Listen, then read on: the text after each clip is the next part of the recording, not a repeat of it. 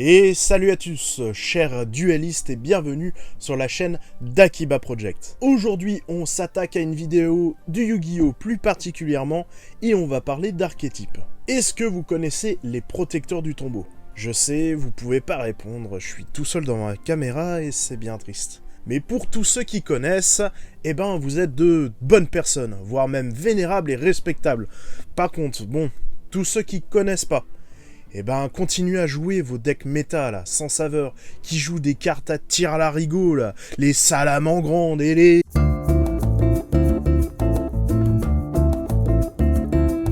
Marek Ishtar est le représentant des protecteurs du tombeau, que ça soit dans le manga, dans l'anime, ou bien dans les jeux vidéo. Je vais pas parler d'Yami Marek, parce que pour moi c'est un personnage complètement différent, et on en parlera une prochaine fois. À toi de jouer.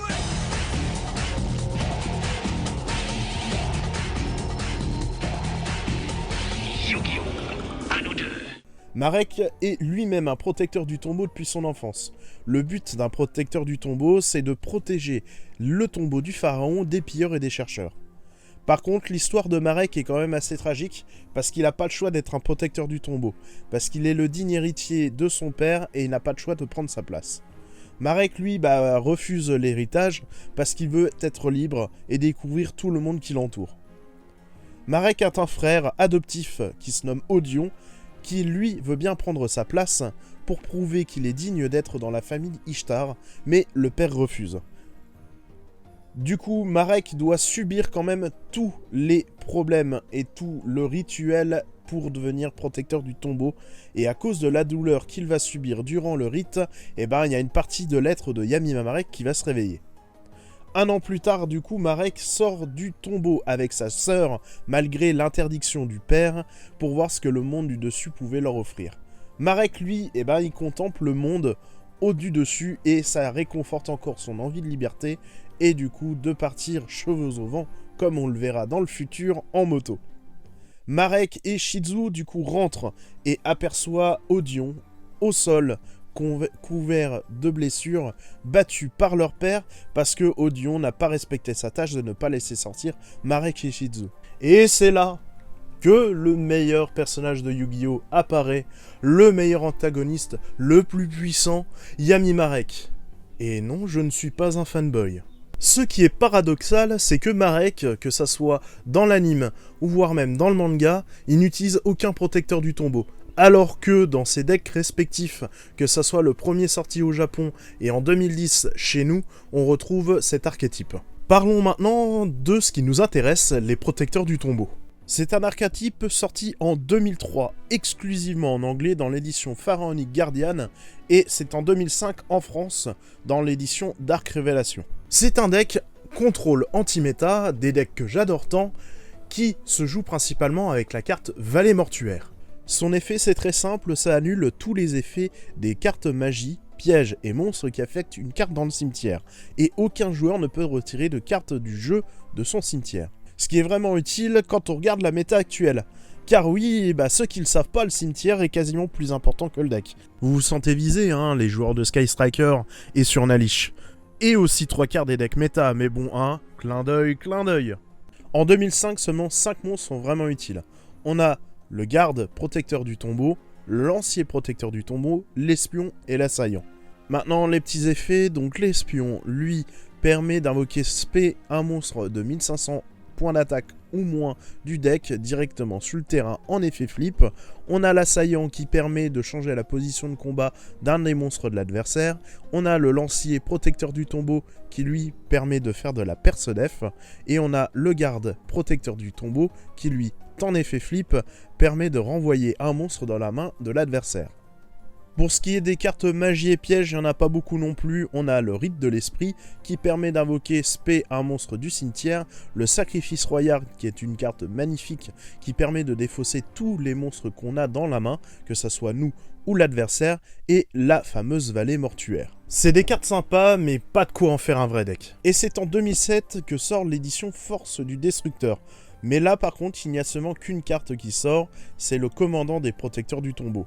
Son effet est très puissant, ça permet en le défaussant de la main de récupérer une vallée mortuaire, donc de tuto directement. La carte est indispensable même à l'heure actuelle, c'est une des meilleures cartes du deck. Mais c'est seulement en 2010 que le deck commence à vraiment prendre forme. 5 cartes fait son apparition pour les protecteurs du tombeau, notamment la prêtresse qui permet, elle, quand elle est sur le terrain, d'avoir un effet de vallée mortuaire. Nous avons aussi la stèle des protecteurs du tombeau qui lui permet de récupérer 2 monstres de notre cimetière à notre main, l'héritier qui permet lui de détruire une carte sur le terrain adverse en sacrifiant un protecteur du tombeau de notre terrain. Et pour finir, le boss monster du deck, c'est l'oracle protecteur du tombeau. Lui, il gagne 200 points d'attaque pour chaque protecteur du tombeau qui se trouve dans le cimetière, et si un jour il est détruit par un trou noir, un Raigeki ou un effet de carte, on peut défausser un protecteur de la main et annuler sa destruction. Et nous avons aussi la carte recruteur, qui permet, lorsqu'il est contrôlé et envoyé au cimetière, de tuto un monstre d'une défense de 1500 ou moins du deck à la main. Et maintenant, on peut dire qu'on peut commencer à réaliser des combos. Alors certes, le deck n'est pas viable en 2010, mais il y a quelques boosters qui sortent qui permettent de connaître le deck qu'on connaît aujourd'hui en termes de contrôle. Il va falloir quand même attendre 4 ans avant que de nouvelles cartes sortent, et ça fait quand même pas mal. C'est en 2014 que sort l'Héritage des Braves, un petit booster qui permet de voir les cartes contrôle qu'on utilise même aujourd'hui. On a donc 7 nouvelles cartes qui consolident le deck. On a tout d'abord le disciple protecteur du tombeau, qui lui, lorsqu'il est détruit et envoyé combat d'un monstre attaquant, on peut invoquer spécialement un monstre protecteur du tombeau de notre deck en position face verso.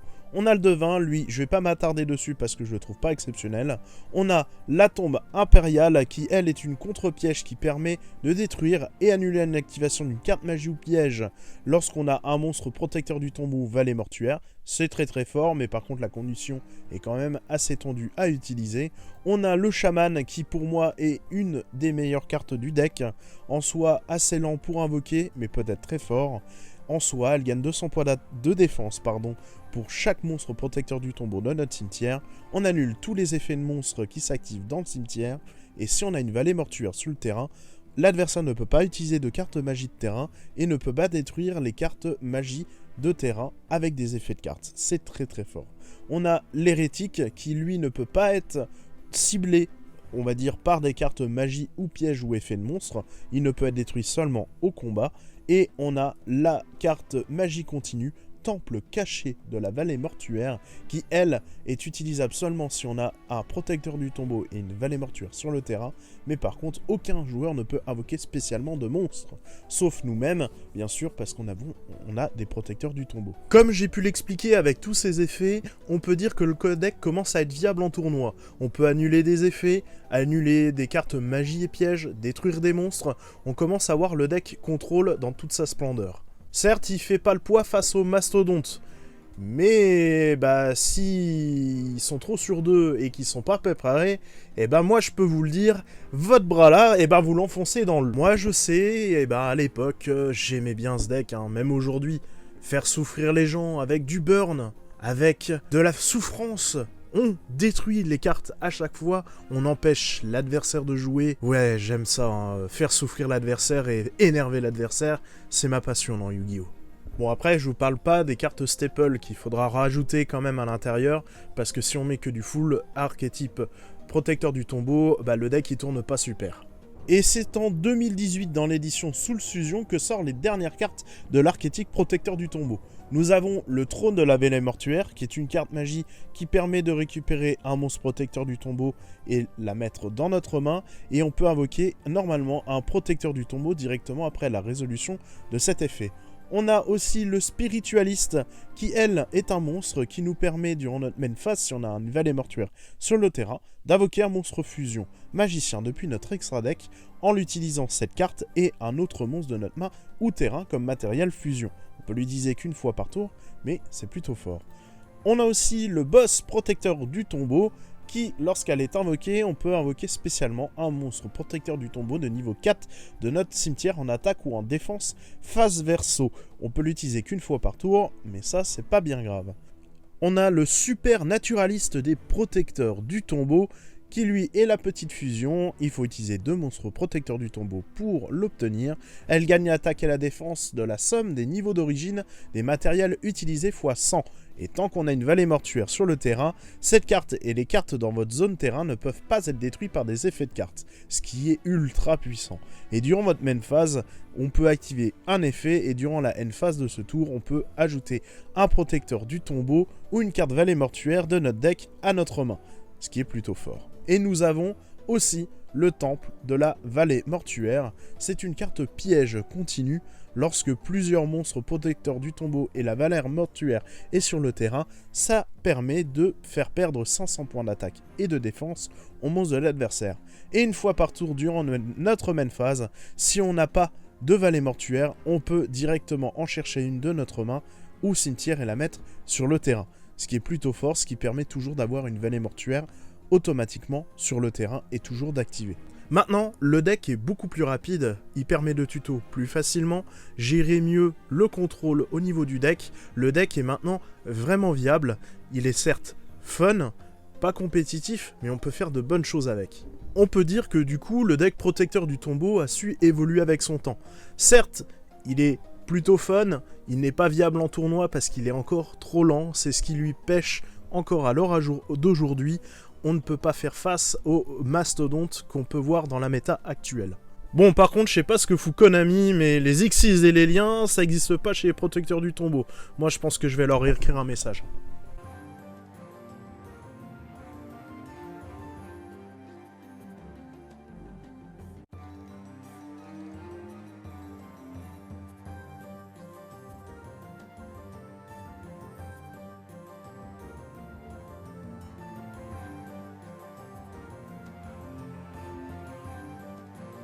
Du coup, j'espère que vous avez aimé cette vidéo, ce petit nouveau format que je vais répéter à chaque fois pour des archétypes que j'aime, voire même d'archétypes de personnages qu'on voit pas souvent. En plus, en général, c'est toujours des decks qui ne coûtent pas trop cher, des beaux petits decks budget. Et bon, bien sûr, je vais vous présenter majoritairement des decks contrôle anti-méta parce que j'aime bien ça. Mais je vais aussi vous montrer des decks méta qui peuvent être plutôt sympas. Faut pas... voilà, je les aime pas, mais il va falloir quand même le faire. Du coup, n'hésitez pas à vous abonner, à cliquer sur la cloche qui se trouve juste à côté, ce qui permettra de suivre toutes les vidéos. Et du coup, à la prochaine pour une vidéo de figurines Yu-Gi-Oh!, voire même d'analyse comme vous avez pu le retrouver aujourd'hui. Allez, à la prochaine!